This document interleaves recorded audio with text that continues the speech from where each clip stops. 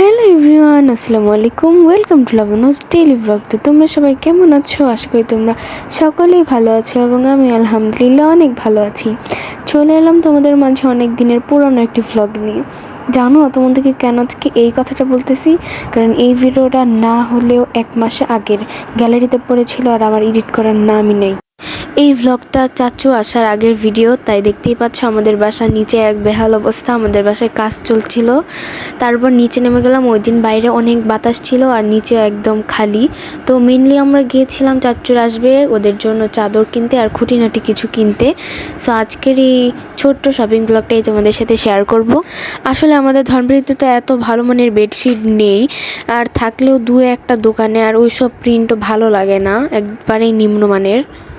আসলে আমরা যে দোকানে গিয়েছিলাম সেখান থেকে আগেও নেওয়া হয়েছিল, আর সে সর্বোচ্চ চেষ্টা করেছে আমাদেরকে ভালো মানের চাদর দেখাতে। আমরা গিয়েছিলাম প্যাকেটের চাদর আর মাঝখানের জন্য একটা ফুল থাকে।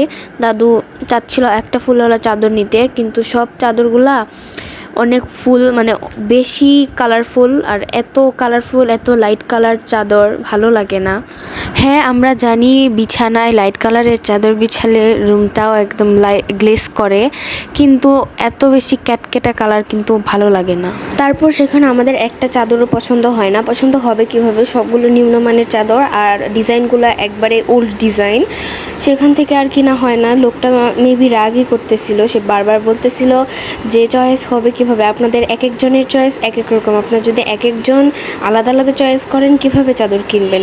তারপর আমরা আরও দুটো দোকান ঘুরে দুটো দোকান থেকে দুটো চাদর কিনি। এই চাদরটা কিনেছিলাম, এই চাদরটা পড়েছিল আমাদের 1600 টাকা, আর এই চাদরটা কিনছিলাম এটা 1200 টাকা।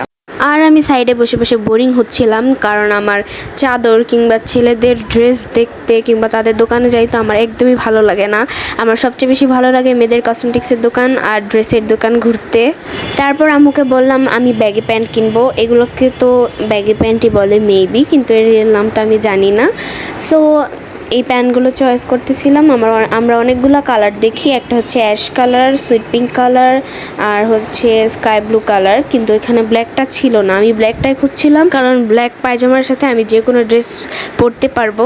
তারপর ব্যাগি প্যান্টের ভিতরে ব্ল্যাক কালার ছিল না, এই ফিশ কাট প্যান্টগুলোর মধ্যে ছিল। এটা অনেক গর্জিয়াস, এটা আমার অনেক ভালো লাগে। আম্মু বারবার বলতেছিল এটা নাকি আমার হবে না, এটা তোমার হবে না, নিও না। কিন্তু তারপর আমি জোর করে নিছি, বলছি যে বাসায় যে ট্রায়াল দিব হয় কিনা। তো দোকানে তো ভালোই ঠিকঠাক মতোই দেখতেছিলাম, বাট বাসায় এসে ট্রায়াল দিয়ে দেখি এটা আমার এত বেশি শর্ট হয়। তাই পরবর্তীতে গিয়ে ফিশ কাট চেঞ্জ করে ব্যাগি প্যান্ট ব্ল্যাকটা নিয়ে আসি, কারণ ততদিনে ব্ল্যাক প্যান্টটা এসে পড়েছিল। তো আজকে আমার শপিং ব্লগটা এই পর্যন্তই ছিল। আজকে তোমাদের এই ছোট্ট শপিং ব্লগটা তোমাদের কাছে কেমন লাগলো সবাই কমেন্ট করে জানাবে। আবারও দেখা হচ্ছে নতুন কোনো ব্লগে। Thanks for watching, bye bye.